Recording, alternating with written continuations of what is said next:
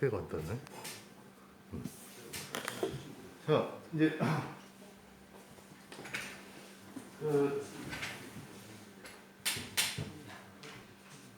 그 다음에 이제 또 봤고요.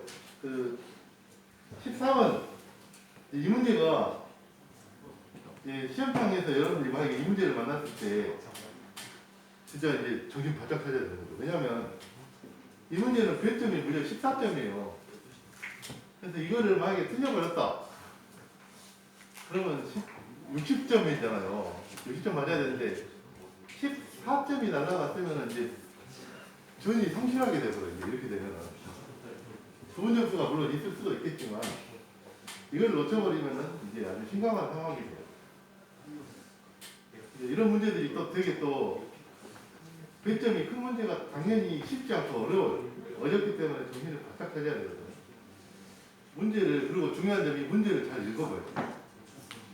그림과 같은 철골 공장에 100여 등의 전반 조명을 하신다. 평균 조도를 200루스를 넣고자 하고 전력을 구하고자 한다.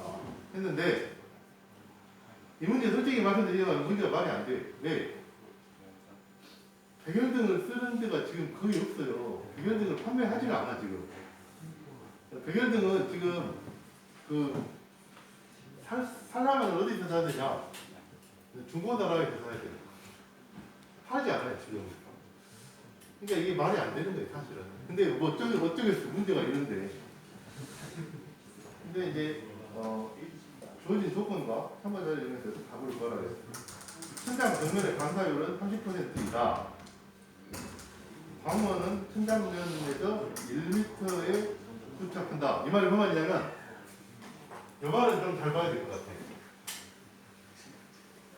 백열등인데 일단은 이 말은 백열등인데 이 천장에서 백열등을 천장에 붙인 게 아니라 이렇게 한 1m 내지에서 백열등을 붙이겠다는 뜻이잖아요.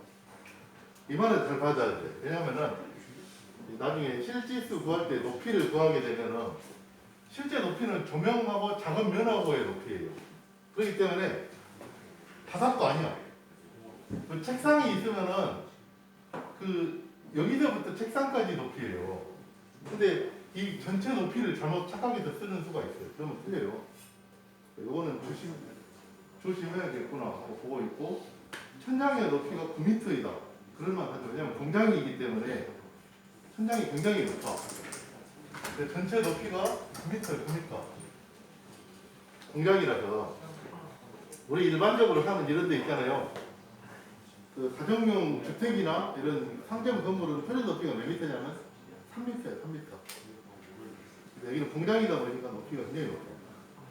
그다음에 건강 보상률은 보수 상태를 양으로 해서 적용한다. 배광은 직접 조명으로 한다. 조명 기구는 금속 반사가 직부형이다. 그러니까 이 얘기네. 조명 기구는 뭐 이런 식으로 모자같이 생긴 거 있어요. 이렇게 생겼다. 여기가 반사돼서 이렇게 빛이 내려올 것이다. 그리고 도면이 딱 있는데 도면이 이런 게 돼 있어요.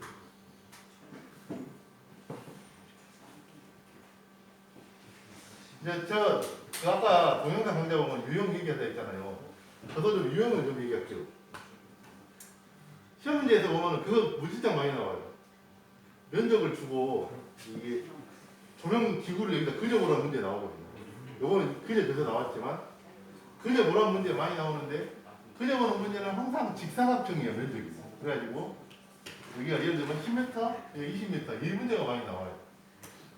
그리고 공교롭게도 조명등 숫자를 계산해보면 32개가 많이 나와. 32개면은 거리하고 이것도 비율이 맞아야 되기 때문에 2대1로 여기가 4개면 여기는 8개여야 돼요. 그게 38, 30이 딱 맞잖아요. 요거랑 비슷한 문제가 한 서너 문제에 있었어. 그래서 문제 하나를 보고 거기서 유형을 잘 파악을 할 필요가 있다 그랬고요. 그 다음에 또 하나가 뭐냐, 여기 간격을 또 물어봐요. 또 간격 얘기가 A, B, C, D 해가지고 간격이 각각 어떻게 되냐 물어보거든요. 그래서 간격에 대한 것은 이게 있어. S는 이 간격 S는 1.5H라고 해가지고 그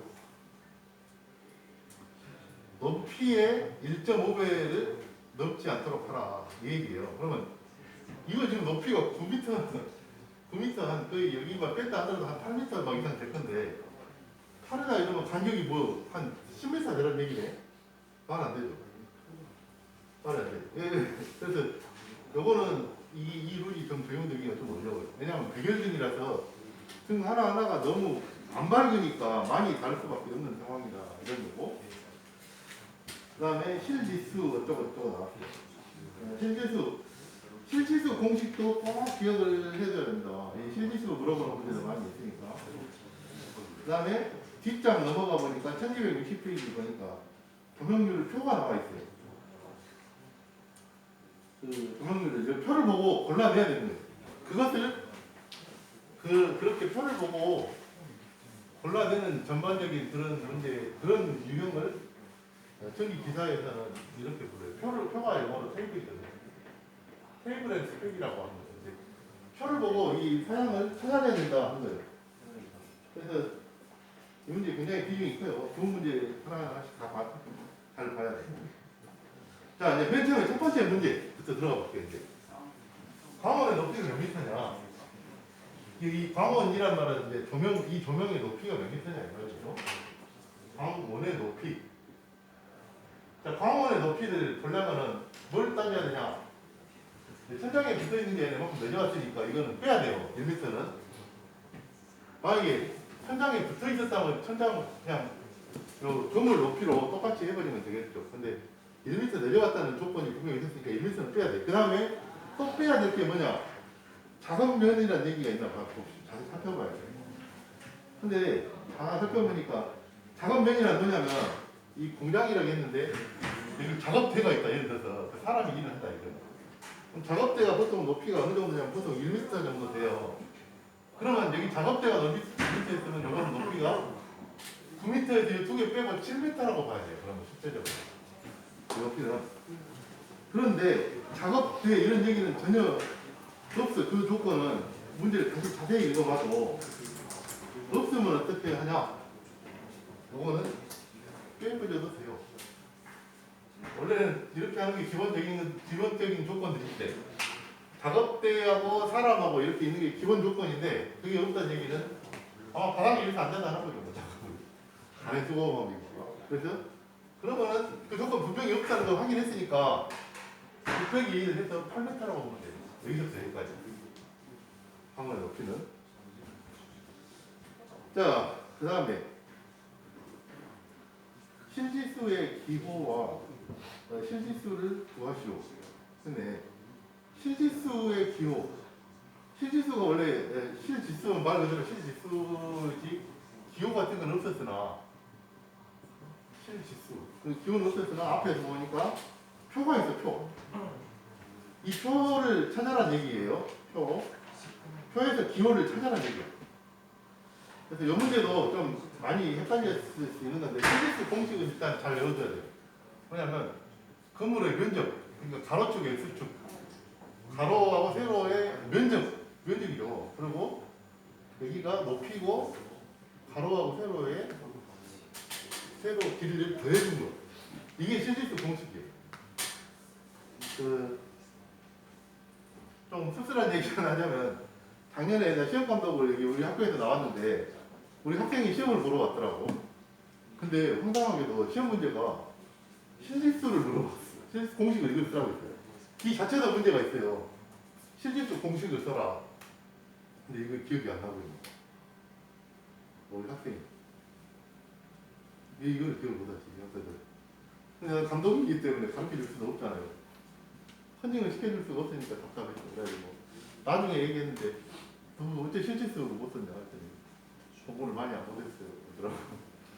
근데 이제 사실 이거는 잘 외우고 있어야 되는 기본적인 외워야 되는 거예요. 그래서 보니까 다시 앞장을 보니까 이게 20m 아니구나. 50m네. 50m.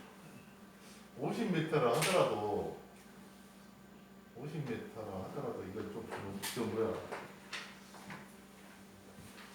50m라 하더라도 50m면 이게 간격이 좀 더 벌어질 건데 아무튼 문제가 그러니까 아무튼 뭐 가로가 50, 세로가 25 이렇게 된 거잖아요. 그 x축이 가로예요. 그다음에 y축이 세로예요. 세로. 우리가 그래프 그릴 때 x축, y축 그렇게 하잖아요. 그러면 앞에서 조건 살펴서 h가 뭐냐면 하이트가 높이야 높이. 그럼 높이는 8m. 그리고 x는 50m. 단위는 다 m로 동일해야 돼요. 플러스 25m. 여기는 50 더하기 25 하면은 숫자가 나올 거예요. 그 숫자가 나왔는데 나온 게 얼마가 나왔냐? 2.08이 나왔어요. 2.08이 나왔으니까 그 앞에 표에서 실수를 찾는데 내가 많이 실수하는 유형을 알고 있어요. 왜냐하면 전기에서는 무조건 이렇게 등급이 주어져 있으면은 이 값보다 무조건 큰 값을 선택하는 게 대부분이에요. 그래서 앞에 표를 보니까 2.5를 선택해야겠구나 생각을 한단 말이에요. 앞에 표를 한번 봐보세요. 좀 더 심플하게 가보자. 2020년 것은 또 놀랍게도 다산에서 의외로 다산 꽤 있더라고요 보니까. 요거 이거 한솔도 있긴 있다. 한솔을 한번 볼까?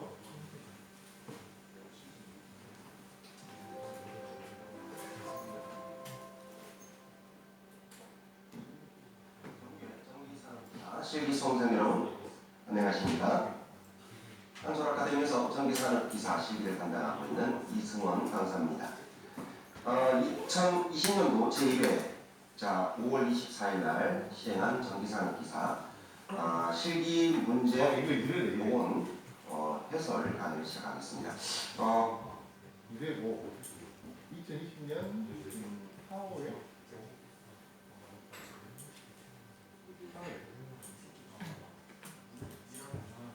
사회가 이거예요.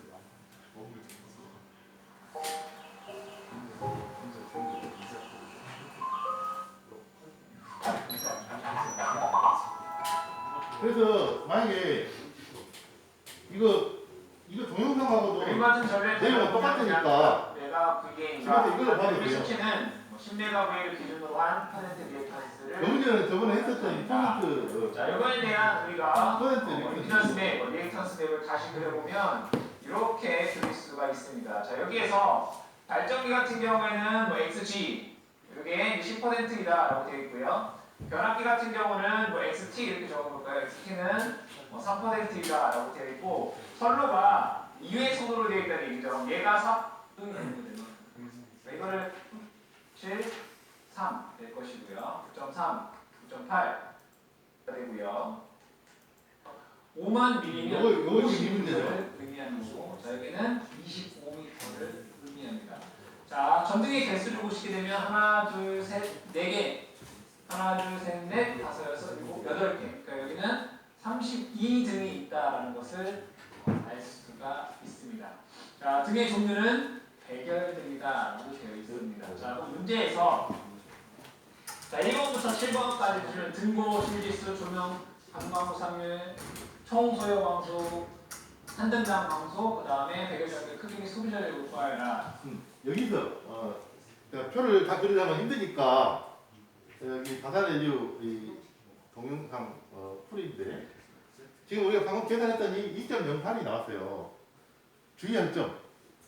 대부분 표 선정할 때 이제 표에서 이제 선정을 해줘야 되는데 2.08이니까 2.0은 부족하고 2.5로 하겠다 이러면 틀려요. 실질수는 그렇게 하면 안 돼요. 차단기 용량, 전선 두께, 호용 전류 이런 것들은 전부 다 그거를 넘는 여유값을 계산하지만 실질수는 비슷한 값을 구해야 돼요. 2.08하고 제일 가까운 값을 찾아야 돼요. 그러면 2.0이다. 내가 지금 하는 이런 말들이 여러분들이 사소한 거겠지만은 이게 시험장에 가서 결정적인 도움이 되기도 해요. 어떤 학생은 나한테 와서 그러더라고요. 시험장에서 헷갈렸는데 교수님 목소리가 생각이 났다. 이거 실수하지 말라고 얘기했었다. 여기서 분명. 그래서 자기가 헷갈릴 뻔 했는데 정신 차리고 했습니다. 그런데 여기서 또 그 이유가 범위도 친절하게 나와 있어요. 범위가 실질수가 1.75에서 2.25 사이는 얘를 골라라고 해놨어요.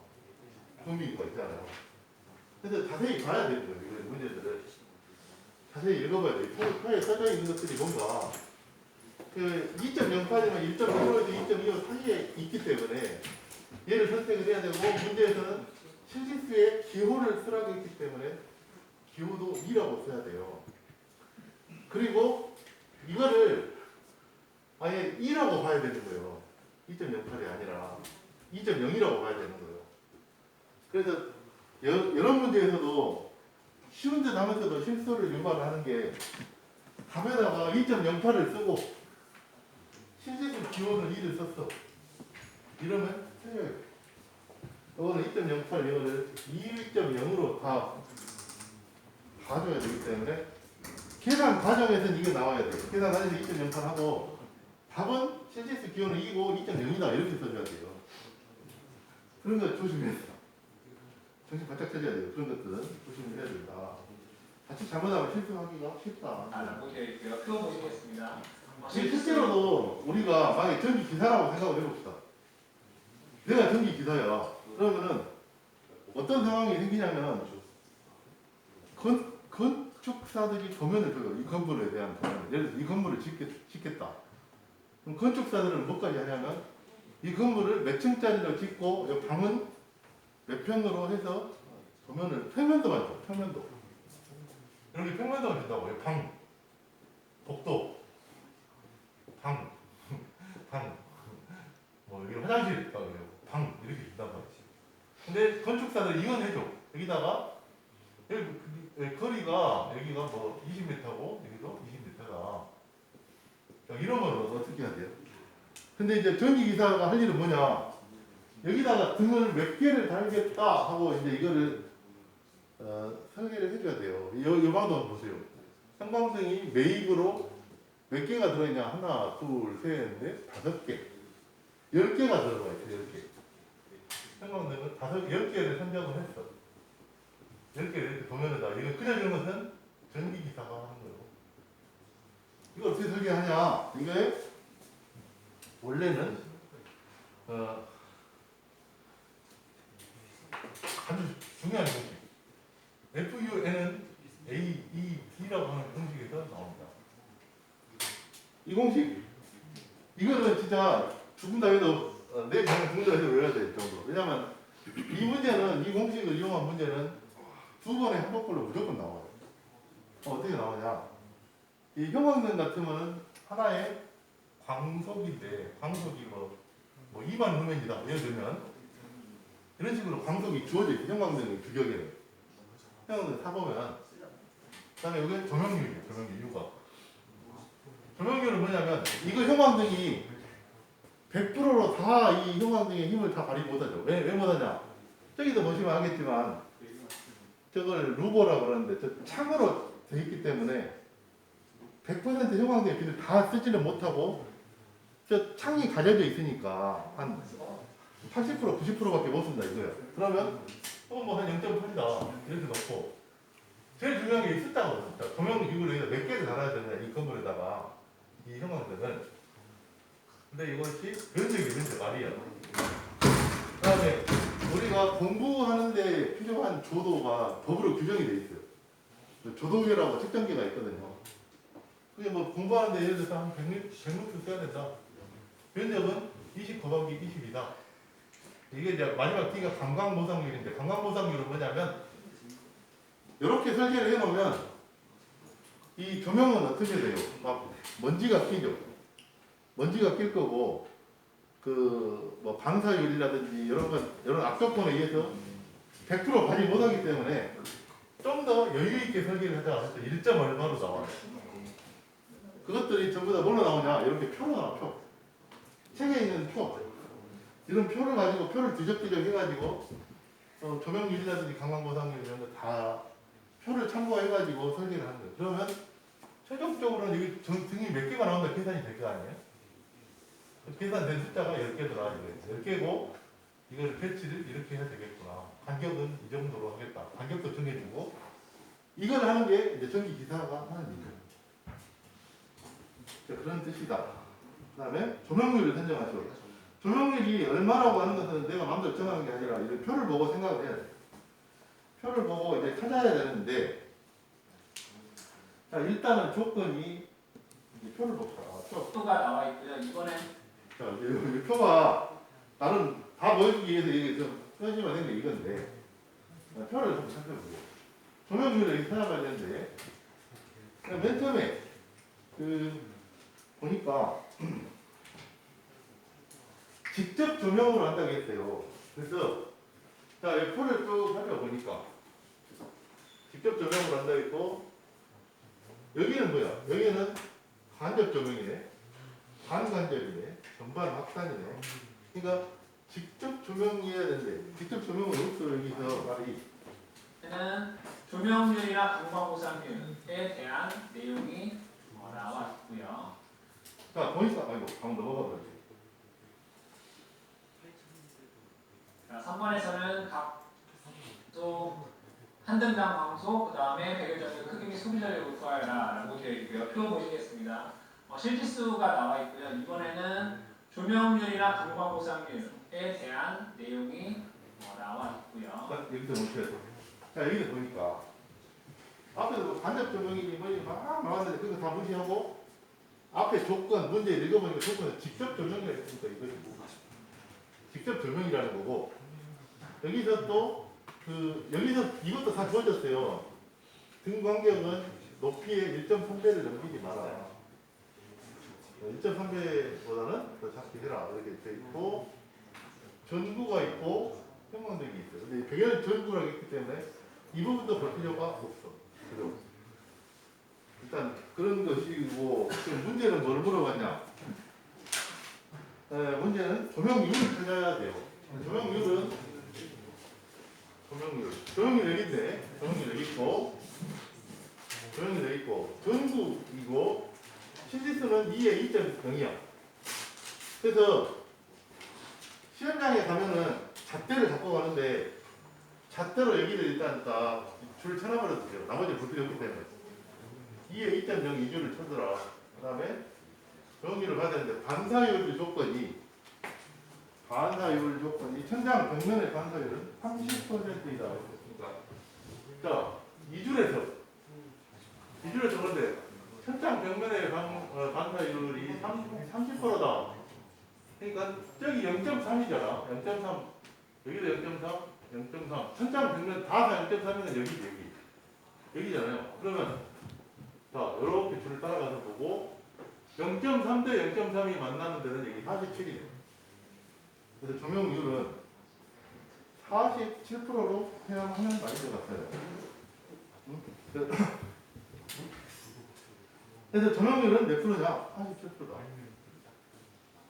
이게 시험장에서는 당황해가지고 이 표에서 이 값을 찾아야 되는데 실수로 여기를 봐야 되는데 잘못해가지고 그냥 눈으로만 보잖아요. 숫자들이 깨알같이 써졌으니까 여기 위에 거를 잘못 보기도 하고 그래. 한 칸 옆에 거를 잘못 보기도 한다고 실수를 해요. 그래서 실수 안 하려면은 잣대를 한 15cm 조그만한 거지, 요만한 거. 걔를 갖고 여기다가 줄을 더 써버려. 이 0.0이가 여기다 줄을 더 써. 그리고 0.3 대 0.3이 다 이루어지는데 천장 반사율이 0.3이고 여기도 0.3인 걸 찾아서 여기 밑으로 쭉 이렇게 내려가 보면 이렇게 가로하고 세로가 만나는데 여기를 찾아갖고 동그라미 날쳐버려 정확히. 그렇게 안 하면 나중에 분명 실수합니다. 나도 이거 시험지를 낸다면 낼 수도 있어. 요거를 이 표를 복사를 해가지고 써붙이면 되죠. 그래서 여러분들이 찾아내도록 트레이닝을 시킬 수가 있다고 내가. 또 실제로도 이게 그 공사에서 표준 통색 또는 뭐 1,2대가 뭐 이런 책이 있습니다. 그래서 이 책에서 전기 기사들은 이 책을 보고 찾아가지고 이 숫자를 선정을 하게 됐어요. 별거 아니지만 이런 문제들이 좀 알고 보면 쉬운데 이거 실수 하나 해버리면 14점이 날아가니까 진짜 눈물 나요. 그러면. 자, 그 다음에 감광보상률을 선정하라 했어요.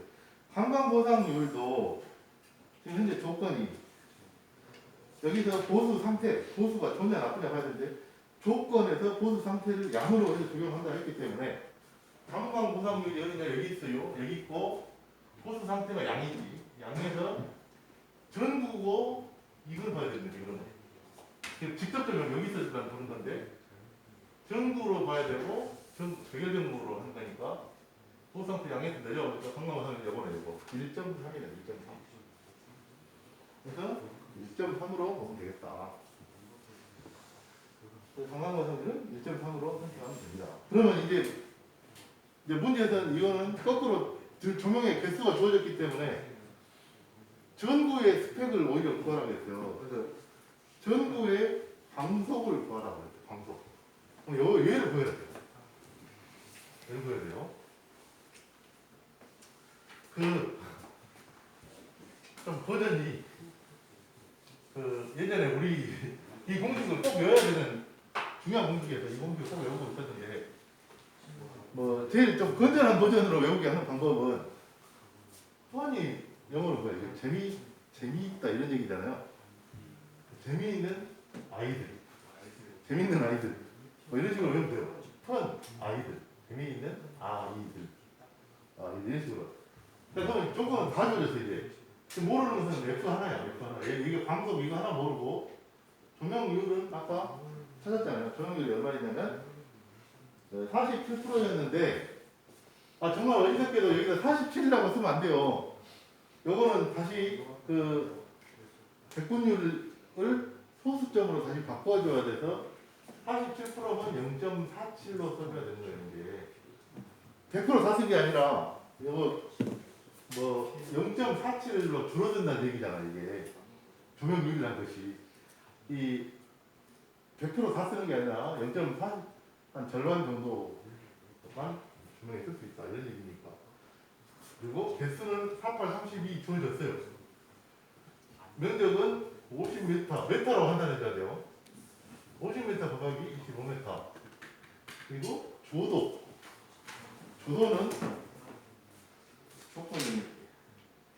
조도는 처음에 문제를 읽어보니까 평균 조도로 200 럭스라고 해요. 럭스.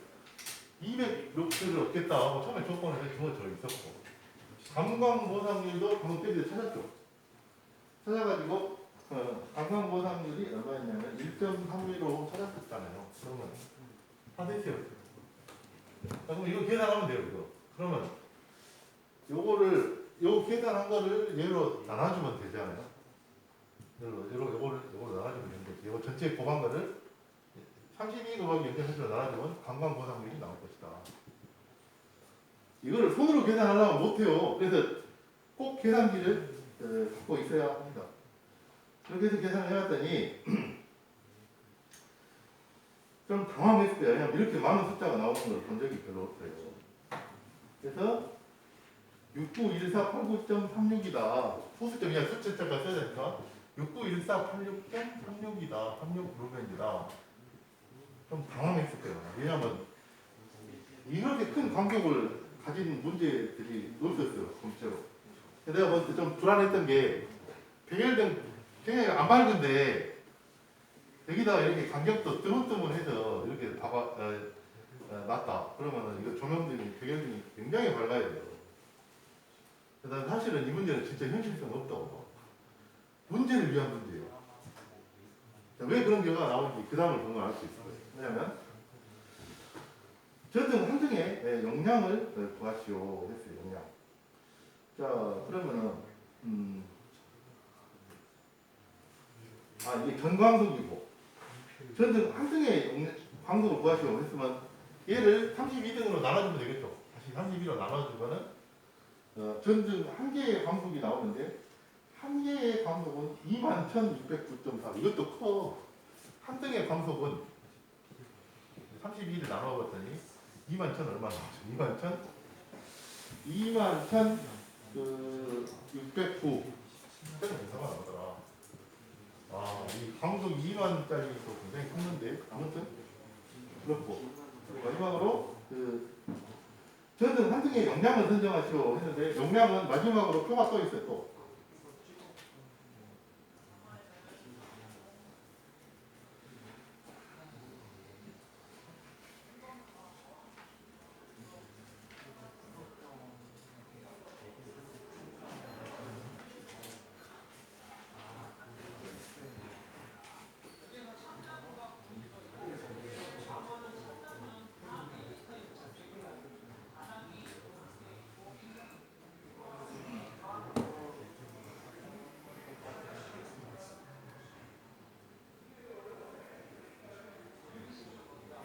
맞네.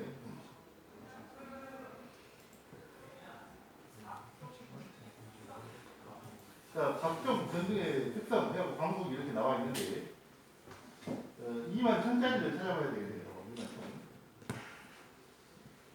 여기는 표가 또 이렇게 나왔어요.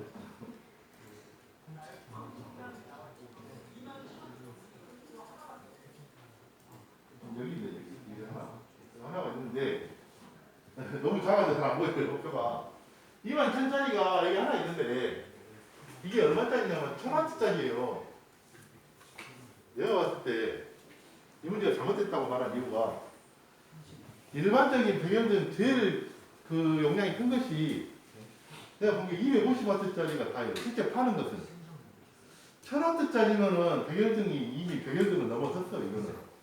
이거는 거의 뭐 고압 수온등 이 정도쯤 돼야 1000W가 나오는데 아무튼 뭐 문제 조건이 그러하니까 결국에는 백열등 하나는 1000W짜리 선택이라 했어요. 자, 그러면 여기서 나는 나 같으면 좀 의심이 들어. 왜냐면 어차피 백열등 지금 팔지도 않지만 애초에 이 문제가 백열등으로 나온 것부터가 좀 문제겠죠. 이 문제 출제위원은 좀 정신을 차려야 될 사람이긴 한데 그렇다 치고 나 백열등 1000W짜리 구할 수가 있는가? 그러니까 백열등 1000W짜리 나 본 적이 없어. 250W짜리까지 봤죠. 실제로.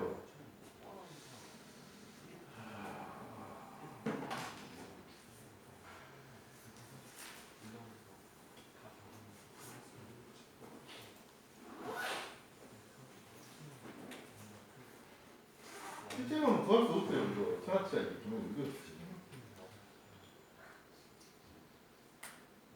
이거 조광기만 왕창 있고 실제로 그런 등은 백열등 자체가 지금 없어져가지고 없어요. 내가 보기엔 없고 이게 문제를 위한 문제일 뿐이야 이게 진짜로. 없어. 못 보여.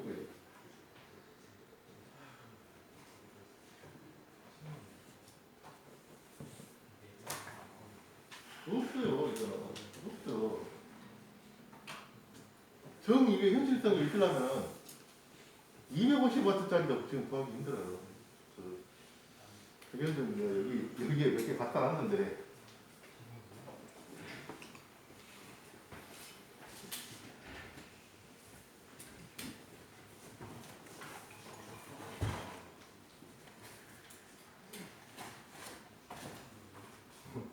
이런 거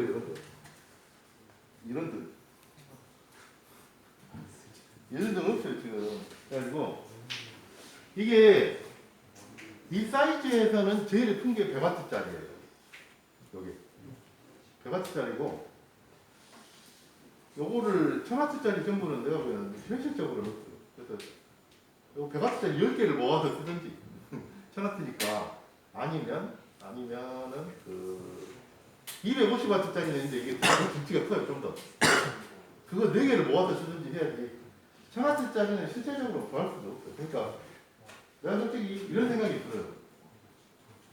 지금 이 문제 낸 사람은 어디서 귀가 간지러울 건데 이 문제 낸 사람은 현장을 모르는 사람이에요. 현장에서 진짜 공사를 해보고 그러지 않았던 사람. 조명 규격에는 분명 존재하지만 현실로는 없는 거죠. 근데 어거지로 문제를 만들지 않아요. 이 사람 들으면 지금 귀가 막 간지러울 것 같아. 그럴 것 같아요. 아무튼 근데 뭐 어때요? 문제가 조건이 이러한데 그냥 그렇게 가야 될 것 같고. 문제 15번. 와 이거 이 문제가 여러분들이 이 문제도 굉장히 중요한. 내가 봤을 때 이게 내 생각에는 솔직히 좀 그 작년에 그 학생은 억울할 수 있겠지만 이 문제들이 어려웠다 하고 좀 오버가 있어. 왜냐면 이거 14점짜리도 쉽게 맞출 수 있었거든. 내가 보니까 진짜 어려웠던 문제를 못 봐. 내가 봤을 때는 내가 봐도 내가 틀릴 수밖에 없겠다 하는 문제는 한 5-6문제 하나, 둘, 한 2개, 한 많아봐야 한 3문제 정도가 좀 어려웠지. 별로 안 보여요, 어려운 문제는. 근데 왜 어려웠다고 하는 걸까? 신천지에서 어려웠다고 생각하는 것 같아요. 왜냐면 여기 15번 문제도 너무 뻔히 많이 나오는 문제거든요. 그러니까 송전 용량 5,000kVA인 설비가 있을 때 공급 가능한 물 용량은 10%에서 40kW다. 95%로 한번 추가 공급 가능한 게 얼마냐 이렇게 물어봤는데 이 문제는 책에서는 복잡하게 막 쉽게 나오는데요. 이 문제는 삼각형을 그려가지고 보세요.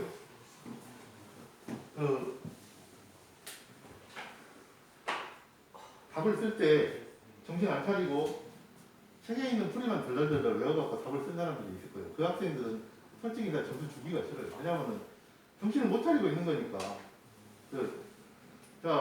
이것도 1차에서도 시험지에 나오는 거거든요. 자, 성전 용량 5,000kg가 있다. 그럼 이렇게 일단 이렇게 그려요. 5,000kVA가 이렇게 있다. 근데 kVA는 이건 피상전력이에요.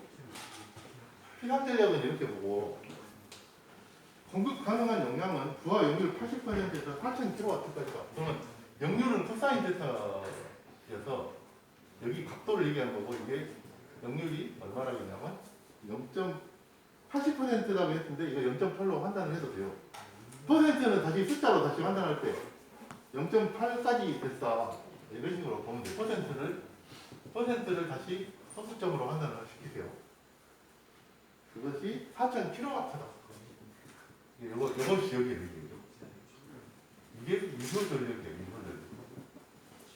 당연히 그럴 수밖에 없어. 왜냐하면은 P상에다가 코사인 데타를 곱해주면 이게 유효가 나오기 때문에 5,000에다가 0.8 곱하면 4,000이 나오잖아요.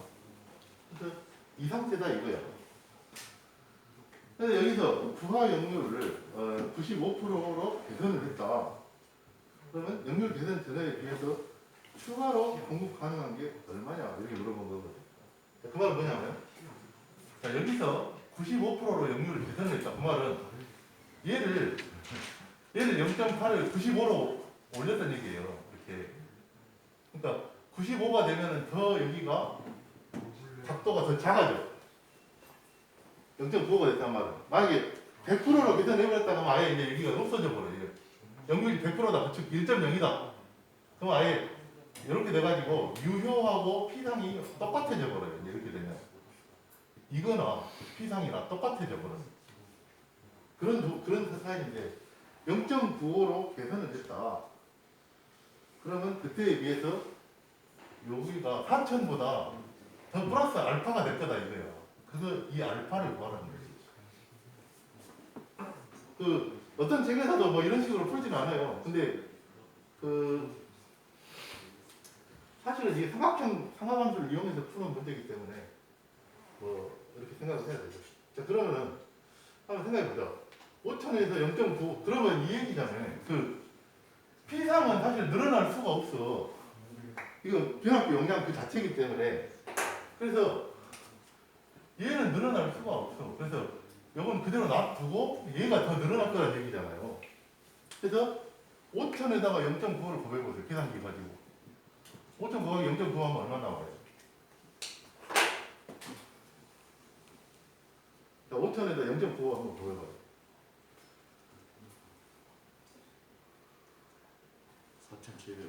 4,750이지. 자, 그러니까 이렇게 되면 여기가 4,750까지 쓸 수 있다는 얘기가 되는 거예요. 그지? 그러면 추가 공급 가능하게 추가된 게 얼마냐 이거지. 4,000에서 얼마가 추가됐어? 750이 추가됐다. 750. 끝이. 그러면 돼. 근데 책에서는 막 뭔가 계산식을 복잡하게 써놨는데 그럴 필요 없이 이 문제 엄청 많이 나와요. 앞으로 뭐 추가하기 위해서 필요한 콘덴서 용량은 얼마냐? P 탄젠트 원투 막 계산하는 문제 있고 이 문제가 P 탄젠트만 나오면 다행인데 이 문제에 대한 영어 두 번 걸려 한 번 나온다고 했어요. 무조건. 근데 이 문제가 한 수십 문제가 있어요. 근데 문제가 다 조금씩 응용이 돼. 어떤 식으로 응용되냐?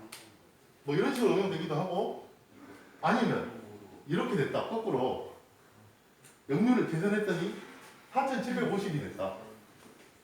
그럼 역률은 얼마냐? 이렇게도 물어볼 수 있고 또 이 문제 하나 갖고도 얼마든지 변형이 돼요. 이때의 콘덴서 용량은 얼마냐? 물어볼 수 있어요. 뭐 요 문제가 갖고도 내가 시험 문제 낼 때도 이대로 안 내고 얼마나 이걸 잘 이해했느냐를 물어보기 위해서 변형해서 물어볼 수도 있어요. 근데 그거를 자유자재로 풀어낼 수 있을 때 그래야 그 학생이 진짜 공부 열심히 잘하는 케이스야. 나 영어 갖고 질문 얼마인지 알 수 있어. 역률 계산 전에 무효 전력은 얼마냐 물어볼 수도 있어요. 역률 계산 전에 무효 전력은 얼마냐? 3천이겠지. 그죠? 그러면 이제 역률을 계산하면서 얘가 3천보다 줄어들었잖아요. 그 역률 계산 후에 무효 전력은 얼마냐? 이렇게도 물어볼 수도 있고 역률 계산 후에 무효 전력이 이거는 어떻게 계산하느냐?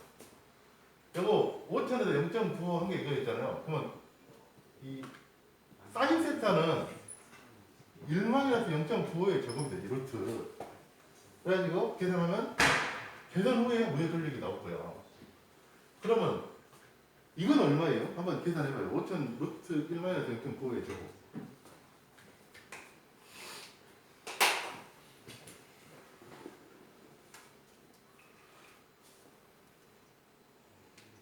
근데 1560. 1560.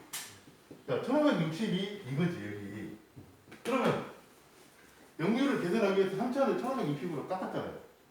이걸 뭘로 깎았냐? 콘덴서를 달아줘가지고 깎아진 거예요. 그러면 그 콘덴서 용량은 얼마냐? 역률 계산을 0.95로 하기 위해서 필요한 콘덴서 용량은 얼마냐? 그러면 그거는 이렇게 되겠죠. 3000 빼기 1560. 원래는 요만큼을 콘덴서로 깎아내준 거잖아요. 원래 여기서 요만큼을 깎아내줘가지고 1560으로 줄어든다니까. 그럼 이 콘덴서 용량 값은 또 이렇게 되겠죠. 그래서 이 문제 하나 갖고 물어볼 수 있는 게 많아. 여러 각도로 물어볼 수가 있어. 이거 잘 이해했는지 물어보기 위해서. 근데 단편적으로 그냥 문제 뭐 풀이도 다 외우겠다. 이렇게 백날 해봐야 안 늘어요. 그러면 원리를 이해를 해야 늘죠. 그러니까 실제로도 모터 역률을 재봤더니 역률이 0.8이 나왔어. 그러면은 한전에서 요구하면 0.8은 기본이고 0.9 이상의 역률을 요구해요. 그럼 전기 기사가 할 일은 뭐냐? 이 콘덴서를 달아가지고 0.95로 만들어 줄 수밖에 없어. 진짜 실제적인 문제. 그래서 보니까 어떤 모터의 역률을 측정을 해봤더니 0.8이더라 이거예요. 그러면 0.95 만들려면 그 모터에다가 콘덴서를 요만큼 계산을 해가지고 달아서 0.95로 역률을 더 높이면 되겠죠. 그러면 역률을 높이면 어떻게 되냐? 전기 요금이 어마어마하게 감소가 돼요. 만약에 우리 학교 같은 이런 큰 건물에서는 역률을 0.9로 올렸다 그러면 전기 요금이 몇 천만 원이 감소가 돼요. 그러니까 전기 기사가 역할이 중요해요. 역률을 따져가지고 내가 전기 요금 줄일 수 있는 걸 잘 찾아가야 되는 거예요. 그게 전기 기사가 하는 일. 그래서 이런 걸 계산을 할 수가 있어야 되겠다 하는 내용입니다.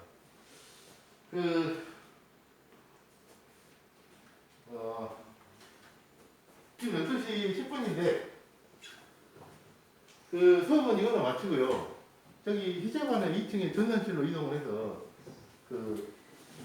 또 뭐 이 자가 진단 검사를 하나 또 입력을 해줘야 될 것 같아요. 그래서 이거는 시간 얼마 안 걸릴 거예요. 빨리 끝나고 이거 맞추고 다시 또 맞기는 좀 그러니까 자기를 하고 그 다음에 또 하나가 다음 주 수요일이 어린이날일 거예요 아마 그죠? 그래서 다음 주 수요일에 시험을 보려고 했는데 다음 주 수요일이 어린이날이니까 다다음 주에 시험을 보기로 하고 다음 주 혹시 다음 주 수요일이 어린이날 아니에요? 5월 5일이면 되게 좋다. 안 찍을 테니까 사진 찍으라면 찍으세요. 오늘 나왔던 문제들 다 중요한 거라서 시험 문제 내기 딱 좋은 거예요. 근데 문제 사진 나온 거랑 똑같은 게 아니라 변형을 해서 낼 수 있다고 그랬어요. 분명히.